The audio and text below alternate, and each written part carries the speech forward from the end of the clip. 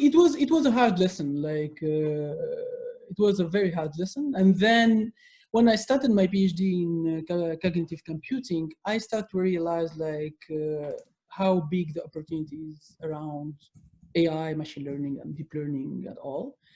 I started in 2016 working on that, and then like my early team that joined it was Amin, was my co-founder of Dataperformers, and then Ali El Awad and Gabriel Delisi that joined the venture like early on with Viral. He's in Toronto now.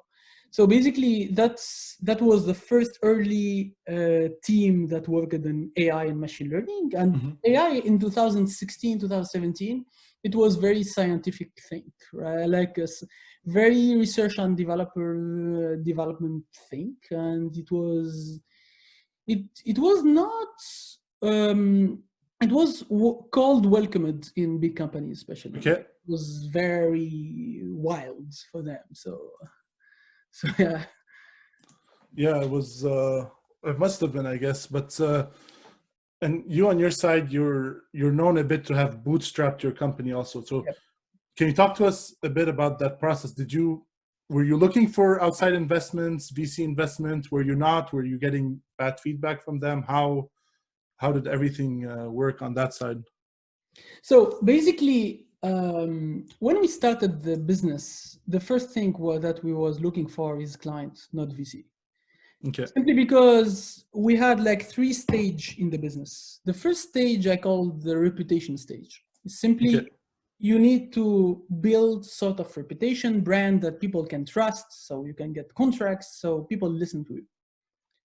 Since like most of the founders was like young, so nobody was like X 20 years NASA or something like this. So everybody needs to do their proofs. So that was the reputation stage.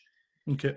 The reputation stage, it means that we sacrificed so much to learn and to get contracts that we know that we can charge much more, but we lower the barrier just to learn, just to do the projects, and then like get credibility. So then we move it to the second stage. The second stage I call the exploration phase. So then we had like good name on the market. People knows about Dataperformers. We have great companies, great logos in our websites. And the second stage is exploring for recurrent revenue, like something that you can invest in and you can stop running like after contracts, because contracts, you know, it have time that where it finish and etc. Yeah. So we want to break this linearity of revenue / effort. And then we was starting looking for a repeatable use case to build the products around this. And this is what we have done in the third stage where we are today, when we discovered like basically great area where we can invest in terms of products. But in the first stage where about reputation, it was very hard to convince any investor to invest money, like real cash in the hand of people just to try and to learn, right? So that was the issue. The second issue of investing at the time is a lack of experience again. So basically, you know, like I'm meeting many startups that I'm mentoring, for example, where they come early on, we want to raise 10 million. Like, okay, first, why 10 million? Like, for what valuation, right? Like, do you think like you have 100 million valuation? Perfect, okay. So what is valued to $100 million? You are 3 persons like in a room, like, how you can convince me that you own something that is valued to $100 million?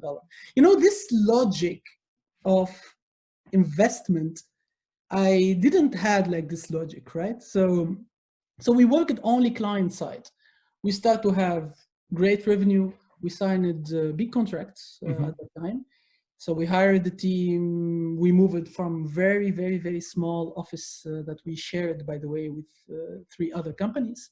Okay.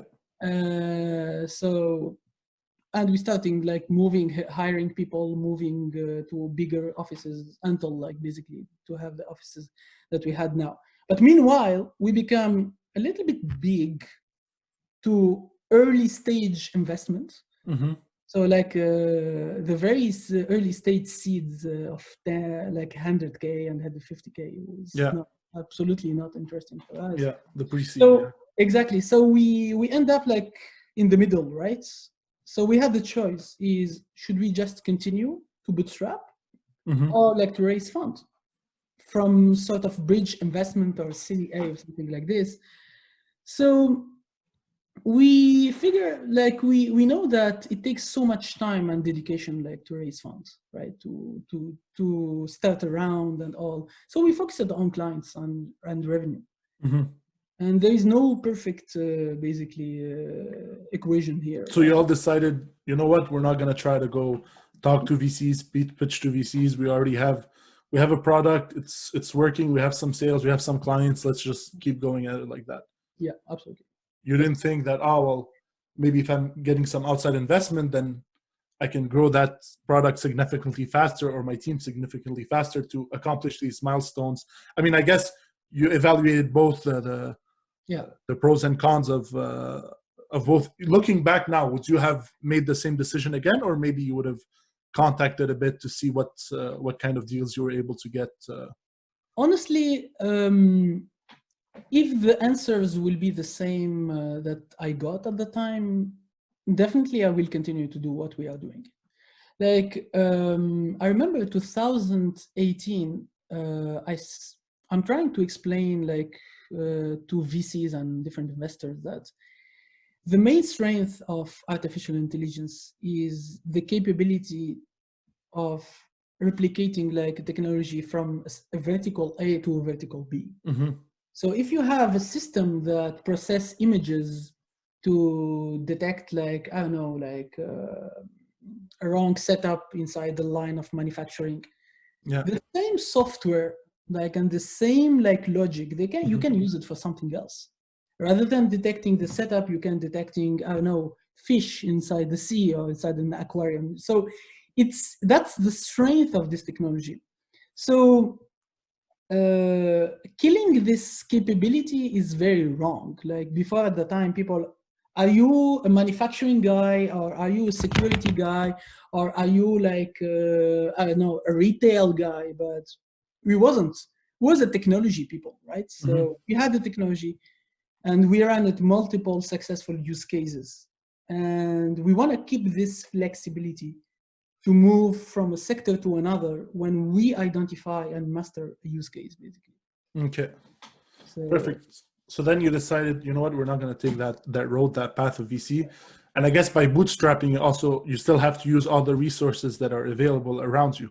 Yes. Obviously, there's the R&D tax credits, there's the programs like IRAP and all. What is your advice tapping in? Because there's so many programs, you get lost. What is your advice for entrepreneurs who are looking to, okay, well, maybe the VC's check won't come now, or we're not going to take that avenue. How do you suggest they navigate? How did you navigate through all these different programs and resources available? So basically, because of lack of funds, available cash, we were forced basically to maximize and optimize everything, and which is something that was really good but painful during that journey, right? Like it was hard. Like you don't have multiple chances. In every step you do, it's literally you have one chance. You have no way to fail nothing. You cannot fail any client's contract because you are all the time like living like a break even, right? Yeah. That was like early stage, right? Now it's different. So basically, most of the programs that Canada is offering, it's kind of programs where you need already to have cash, like sort of revenue, to get sort of return, most of it. Yeah. There's very, very few like program where here's money and go play with it and come back, right? Specifically, if you didn't do anything yet, right? Exactly. If you didn't prove anything. So even the loans that are by the development banks and all, it's kind of loans where they ask for collaterals, and collaterals, especially for startups and young startups. Not everybody have like 2 or 3 condos, like personal collateral, right? Not exactly, even not a company. Yeah. Yeah, personal collateral. So that was hard a little bit because all of the founders were young, and it was a stretch to get this kind of benefits.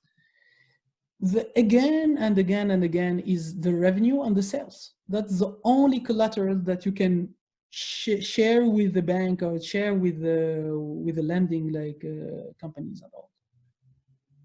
So tell us about these clients of yours. How were you able to land those big clients? I mean, it looks that it like as if it was easy. I'm sure it wasn't, but startups, they think, okay, well, we need to go in. He could be a potential client. They try to connect with that company. They don't know who's the point of contact, who can get them the warm intro and all. How were you able to do it and get clients like Desjardins? So I can mention two interesting cases. The first client is very important for every entrepreneur, I think. I think it's very important for every entrepreneur to keep in mind the first client and to have a special treatment for the first client. My first client was a company from California. Okay.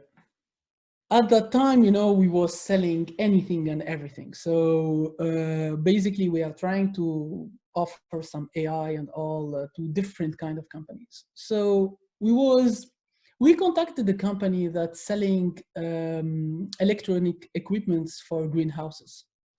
Okay. And why did you contact them in California? How did that happen? It was completely random discussion and communication through email. And then the CEO, Yan, became a good friend, by the way.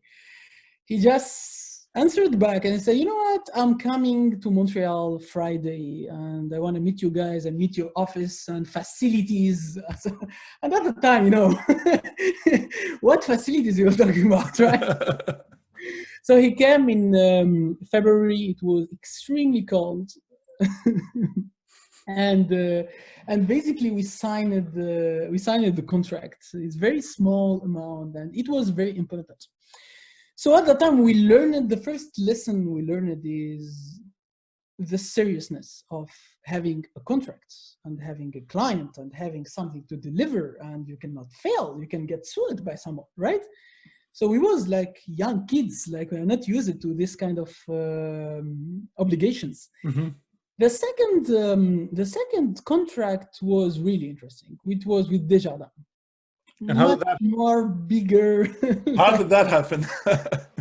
So it happened like at the time, like through I got an intro through the lab of Desjardins, and then like I had the chance to present to many executives the different capabilities of AI. Mm-hmm. So, and then like basically we had what they appreciated at the time. Apparently they met different competitors also.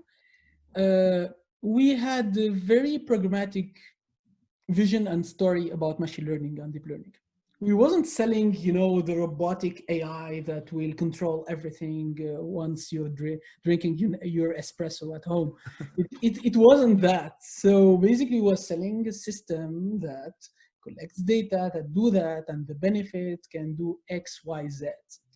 And then like they got convinced about this, and we had a really great amount as a contract at the time, right? Like it's a big contract that we had, and that was, let's say, the starting point where we started getting big contracts one after the others.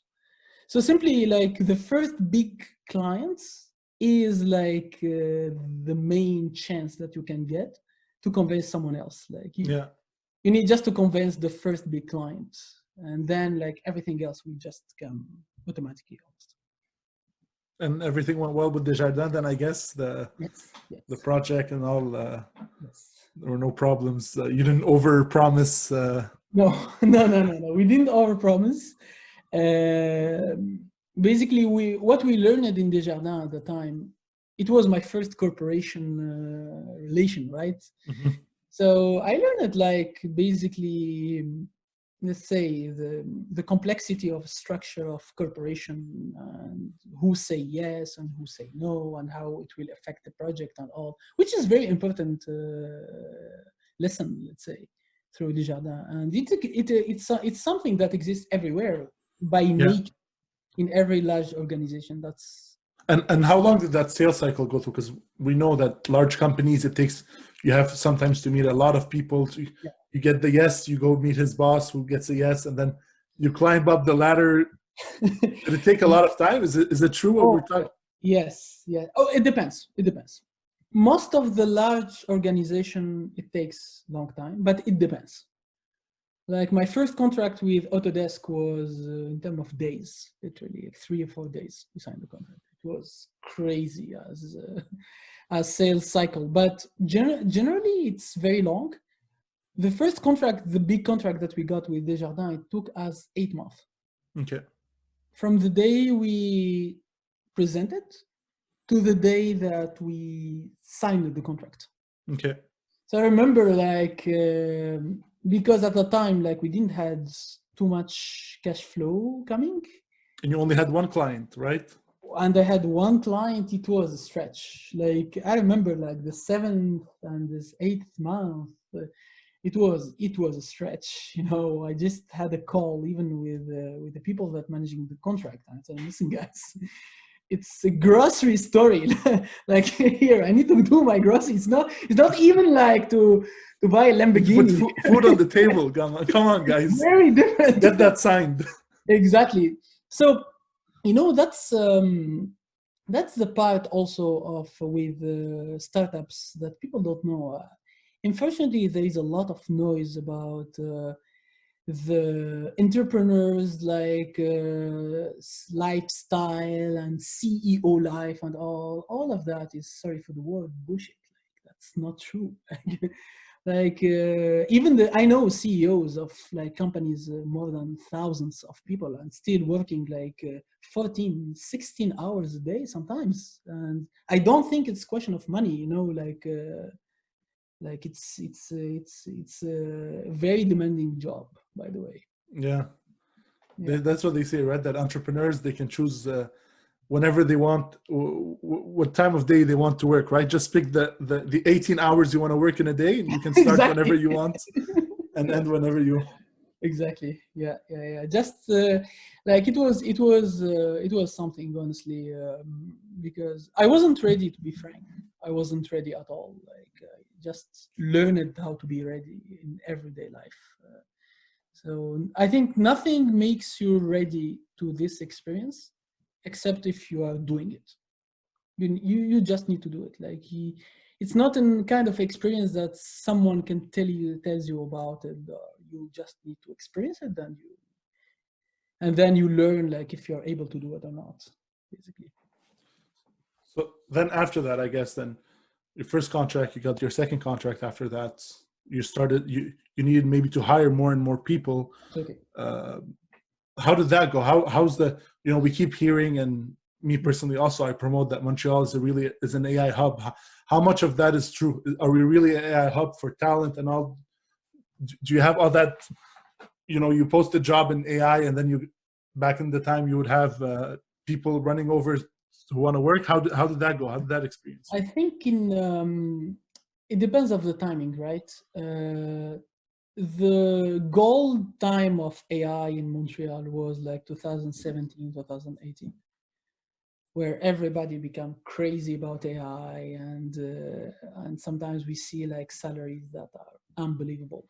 But I openly said to multiple times in different conferences, it was a big bubble. It's a bubble, basically. It's a bubble not because the AI don't have real potential, but I think many investors are underestimating how hard to map the AI capabilities to real values. So I can show you like deep learning algorithm that can recognize a person moving and etc. Okay, who will pay for that? Except of Google or Facebook or 3 or 4 players in this planet that it's very important for them. But most of the real business don't need that, right? Like so what I was not agreeing on is overvaluating the research and development importance. It's very important. I did that myself, but I don't think that you can hire researchers to build products. It makes no sense. It's like I'm hiring a guitarist to build a house. Like, yeah, maybe he can follow a plan and try to do it, but it doesn't make no sense, right? Yeah. So it was a sort of very particular game, and day one we was out of this game. So we never like claimed that we are the best in research and development. We never said that we are a research company. Day one, we said we are doing applied machine learning. It means like, I know the problem and I can use AI tools or build AI tools to solve that and make it operational. So the word operational AI, we was the first company, by the way, mentioning it, bringing this point, saying we are operational, doing operational AI. Operational AI is something that works, not just in a paper, like it really works, that have users who are using it and seeing the benefits like clearly and say, okay, today I'm using that, and thanks to that, I'm able to save, I don't know, 2 hours in my day. So it's as simple as that, right? So we never went to this bubble. So all of the talent and the extremely good people that we attracted, they are people that are not believing on this spirit also. Okay. So that's why we never even fighted for people something like this. Like we had our own game and it was working well. And was it hard? I mean, probably you guys are competing maybe on the same talents that the Facebooks and Googles of this world also are trying to attract into their company. Yeah. Probably salary wise, it's not something that a startup can match with those big companies. Yeah. What was your strategy on recruiting talent? How were you setting yourself apart on that side? So basically, I think what many people don't know about the AI talents, Facebook and Google, they are mainly hiring researchers in AI. We don't hire researchers. Like we have three or four researchers, if I include myself, like in the company, that represent less than 10, let's say 10% of the people, which is not too much. So we didn't went to this arena of I'm paying a researcher $300K a year or something like this. We never went there because we didn't know. We didn't want to do that, and what we are offering requires like fewer research but a lot of engineering. So our competitors are the company that are engineering the AI part. Like they do AI engineering, we call it, right? So, and at that time it was like, and still now, it was very normal and well-valued markets, which is not overvalued. So on your side, you never had any problem hiring? You never had any issues finding the right talent, the right person? Honestly, no. To be very frank, no. I'm surprised. It's surprising because you hear all these companies posting and saying, well, listen, we're looking for this kind of software engineer with these skill set and all. We're not able to have people who apply or post, and we need to go abroad and attract them and set them up here. You on your side, no issues regarding to that. I think it's a wrong problem. What's your secret? I think it's a fake problem happening in the market. Like this scarcity of talent in AI and all. I don't think it's a reality, especially in 2020, right? Like even the tools become like more and more accessible. What's missing is experienced people. So yes, if you are hiring someone that did like machine learning for 10 years, yes, it will be very hard because modern machine learning tools like started in the Google Lab 10 years ago, like the modern one. I'm not talking about AI. Yeah. Right? So it depends. Most of our people that we are hiring are very young, like people that come out of university or still in university, that we train ourselves. Because we have a great retention rate, by the way. Like I think it's better than any AI company I know. People stays because I think we have a great natural culture that exists in the company. That's why people stays. So we build, like, it was like, as we bootstrapped the company, we bootstrapped the team itself. Many people, or most of them, except like the few ones we hired like recently, most of them, like, it was the first experience or the second experience, especially the second experience, which is still young, still open to learn something new.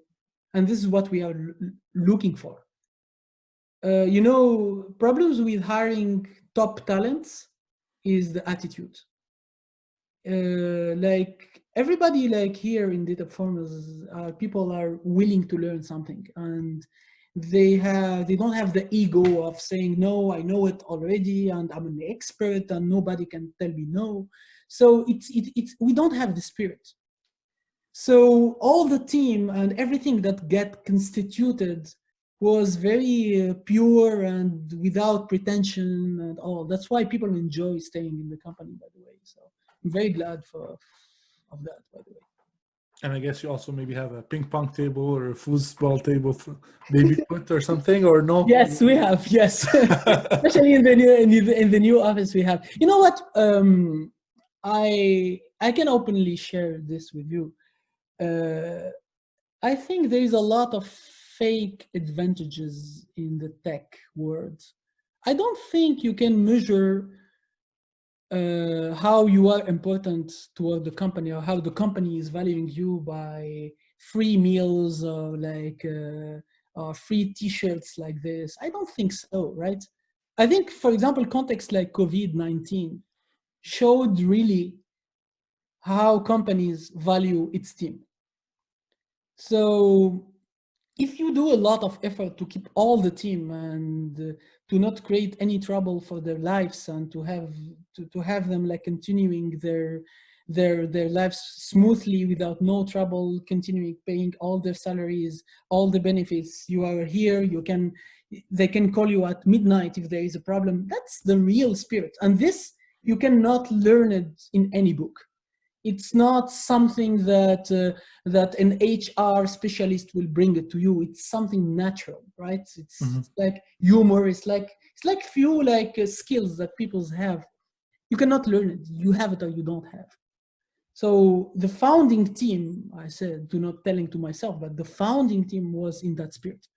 It was naturally like ready to help if there's any issue.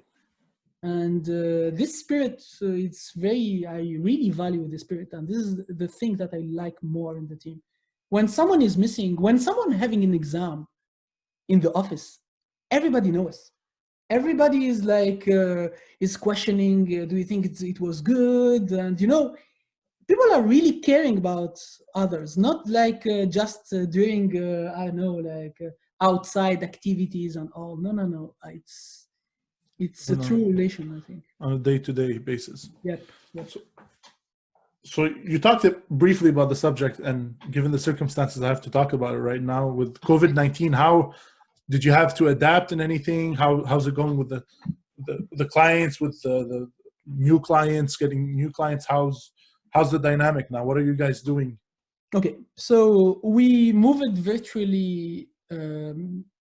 Because you guys leased an office 2 weeks before COVID-19 started, right? A bigger office? Horrible. That was horrible. You know what? We went virtually the night before we had our private party. So we canceled our private party that was planned March 13th.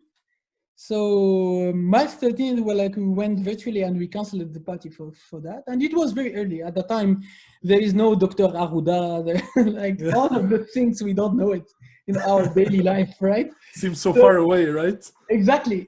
So early on, we decided to go virtually because I told them safety first. It's very important.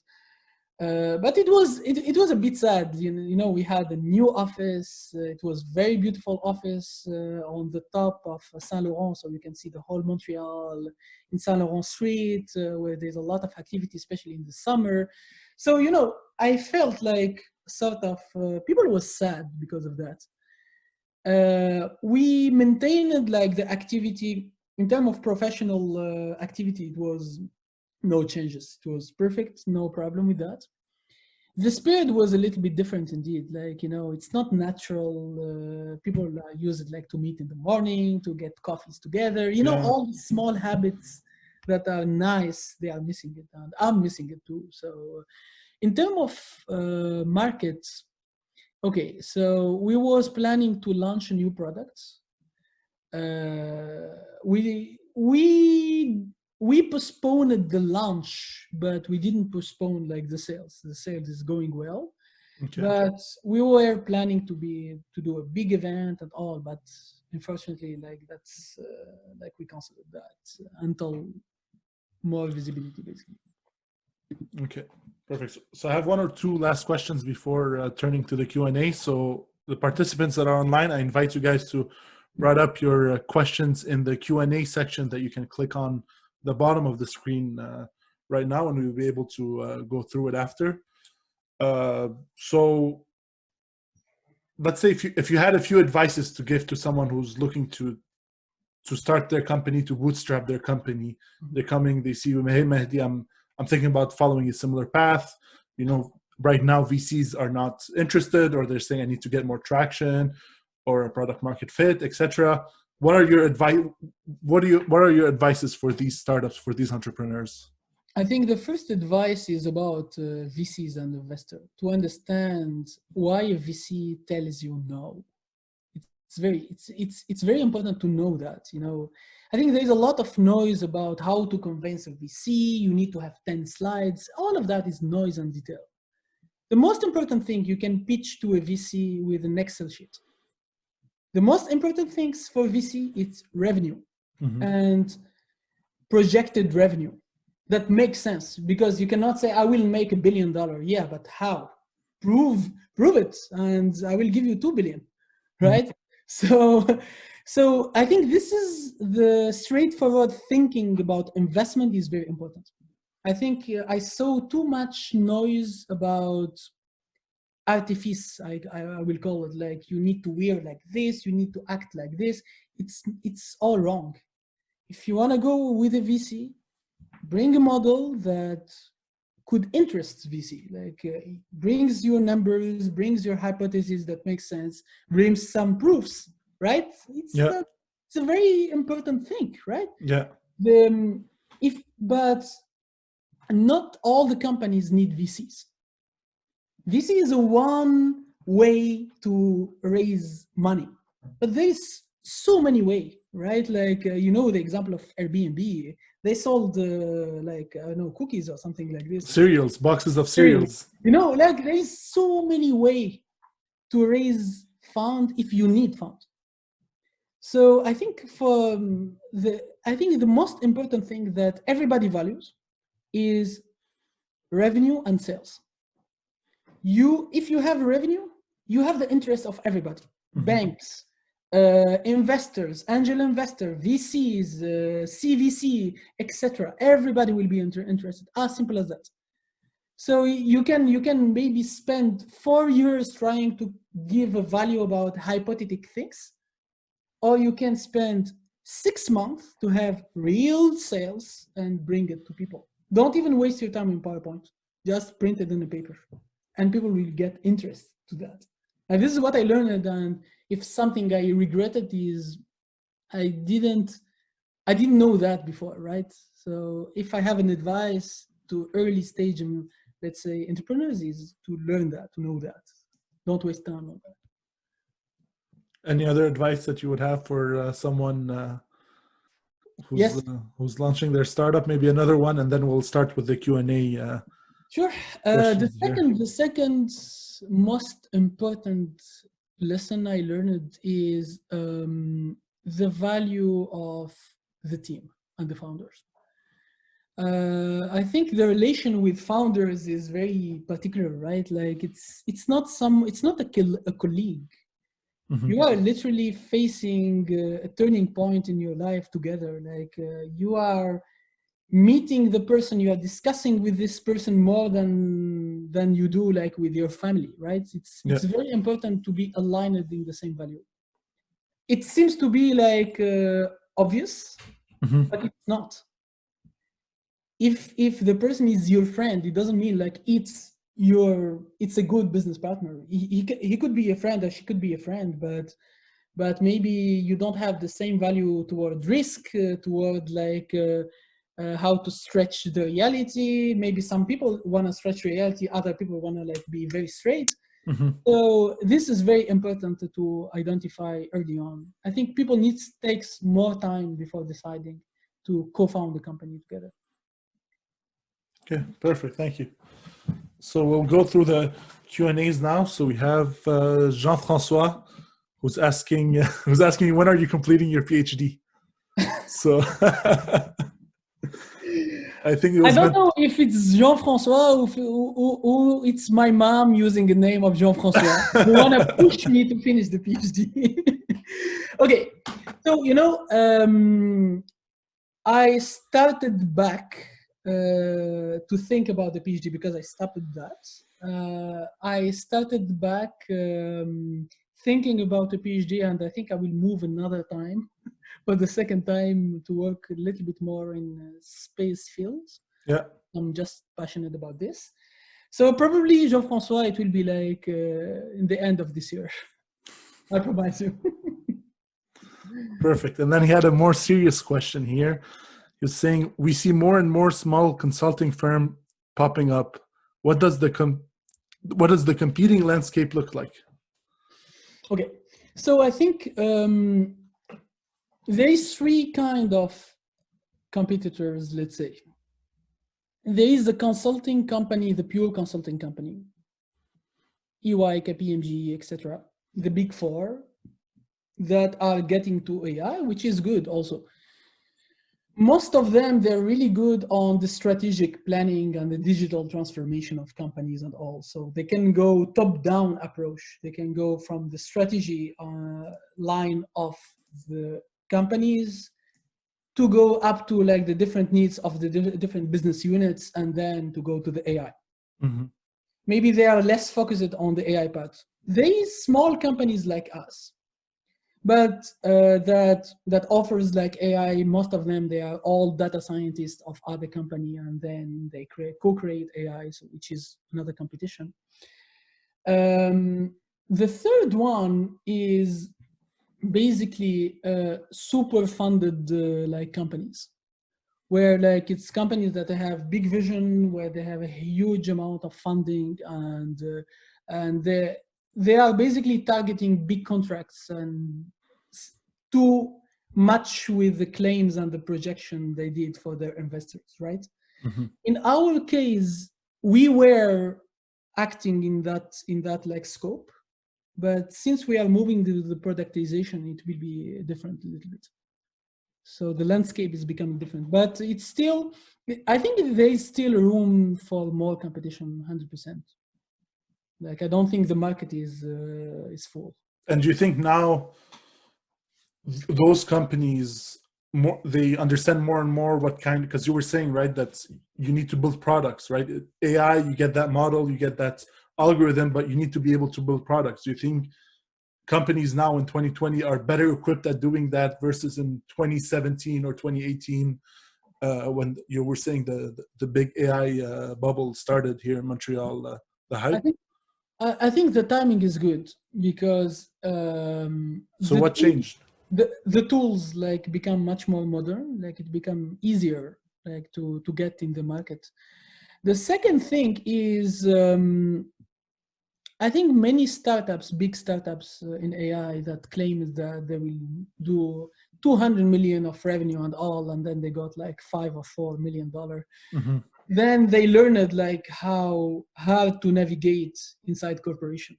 So even if you have like the best deep learning algorithm in this planet, like you cannot sell it to a bank person, right? who don't need deep learning. He need like to serve his customers better, or like to assess risk in a more efficient way, in a safer way. So people I think the noise is vanishing a little bit. Mm-hmm. And only people that have a great use case that makes sense, that will stay in the market, I think. So I think there is a market correction that is already happening, by the way, and COVID-19 accelerated that. Okay, perfect. Thank you, Mehdi. We have another question from Samer here. He's saying, was there a point in time where you completely changed your business model to suit the need of the market? Or one would rather push for his original idea? Okay. This is the ultimate, let's say, question, because that's the issue with startup world, right? Yeah. Like, when you start a company, everything is an opportunity. Everything is interesting, and you will get part of everything, and which could kill you. And honestly, you know, this is why I value like my business partners lots. I'm this kind of guy, that I'm interested to everything. I'm curious by nature. So you know, but I have my business partner that calmed me down, and they told me, no, Mehdi, let's focus on that. I think it's very important to have in let's say in initial vision very large, but it's very important also to not structure this vision too much. Mm-hmm. You cannot start your journey by saying, I want to build the best AI that do X, Y, Z from the start. And that's my objective. And if I don't do it, I will consider that as a failure, because you will fail like this. Yeah. It's too defined. Nobody can predict that. So yeah, it's important to define a vision, but you know, like after 2-3 years, maybe you are following the vision, but the vision is appears in very different way than you predicted. 100%. My vision was to create a sort of AI tool that can move from an industry to another, like that do everything. And then I learned that it's not possible, right? Like I don't have time to adapt from an industry to another. So I focused on specific industry.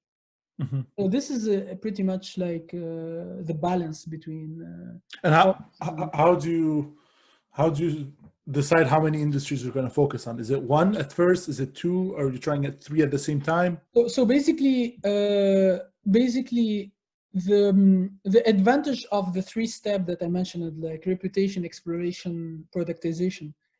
During the exploration phase, since I have real customers, so I'm collecting the need of real people.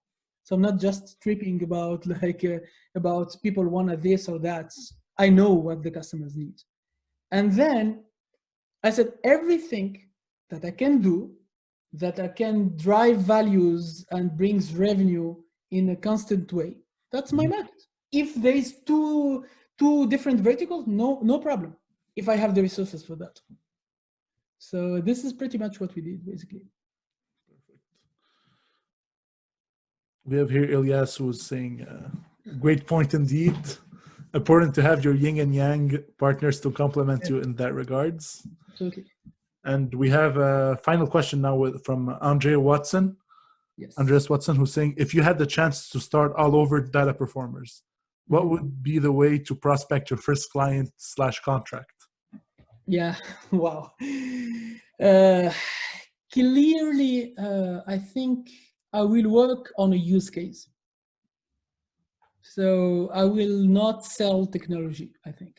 And this is the error of every tech person that study technology or study like development, like programming or something like this, who wanna all the time sell the tech. I wanna sell deep learning. I wanna sell reinforcement learning and all.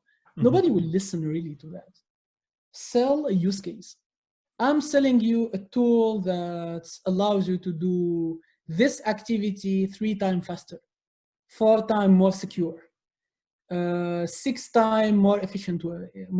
You know, this is, it looks like obvious, but I think this is one of the secret of sales that I know, that I learned basically.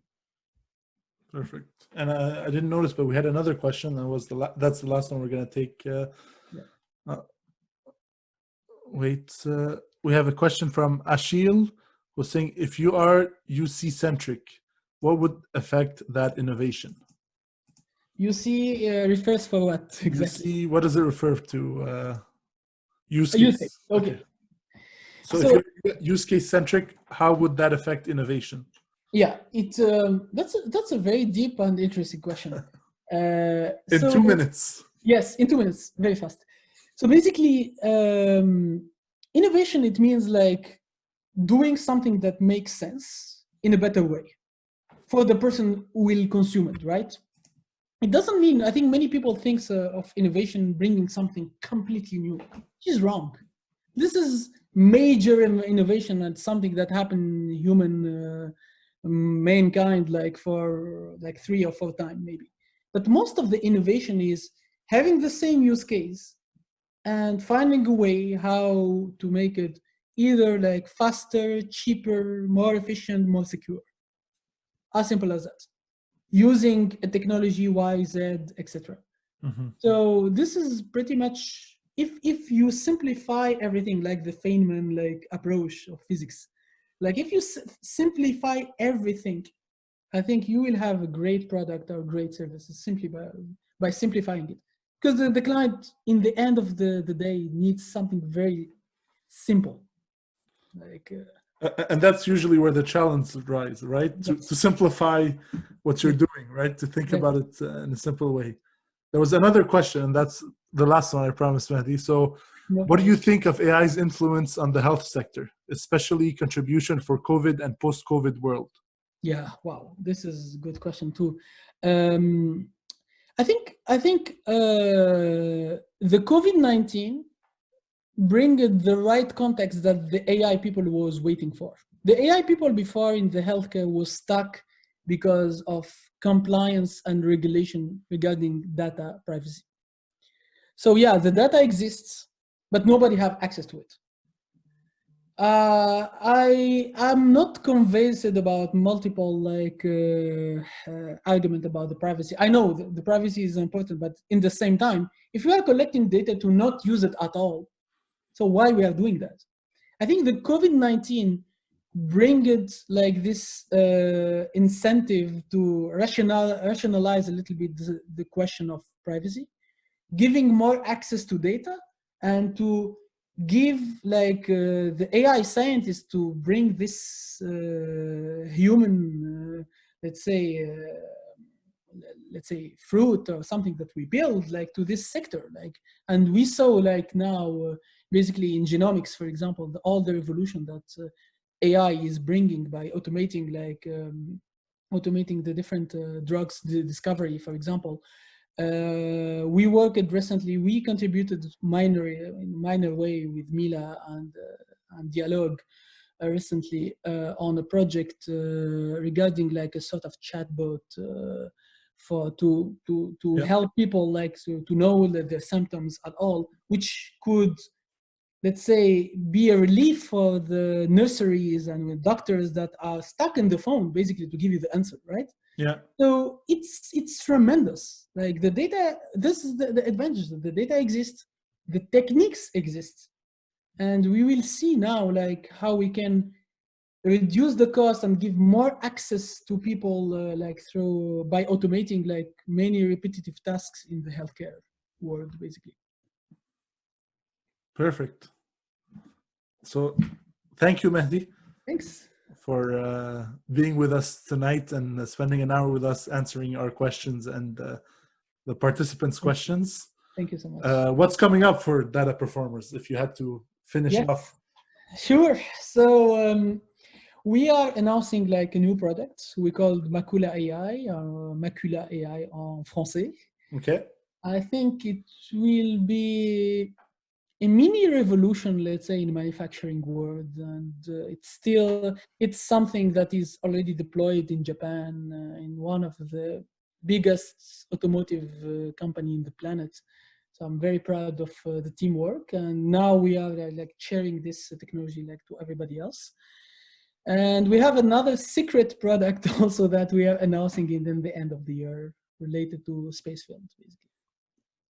Perfect. So thank you, Mehdi. Thanks. Hopefully sometime in the fall you'll be able to have your launch party in your offices. Yes, and you're invited, by the way. Thank you. Thank you, Mehdi. Thanks. All right. Thanks so much. Thank you. Bye-bye. Take care. Thank you, everyone. Bye-bye.